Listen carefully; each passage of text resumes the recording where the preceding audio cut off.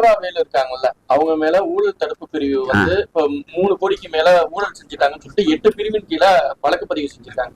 எப்படி பாருங்க? நிச்சயமாக இது உடனடியா அவர் எதிர்கட்சி துணைத் தலைவராகவும் இருக்காரு, கொறடாவா இருக்காரு, நிறைய பேசினாரு.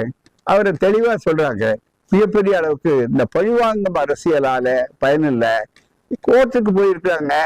இதையெல்லாம் திமுக நெருக்கடி காலத்தையே சந்திச்ச ஒரு இயக்கம்.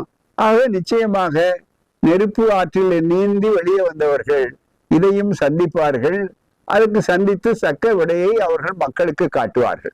சட்டப்பேரவையில முதலமைச்சர் வந்து செய்கை காமிட்டு அப்பாவை சொன்னார்ல, அது எப்படி பாக்குறீங்க? சட்டப்பேரவை அது விடுதலையிலேயே நான் தெரியுது.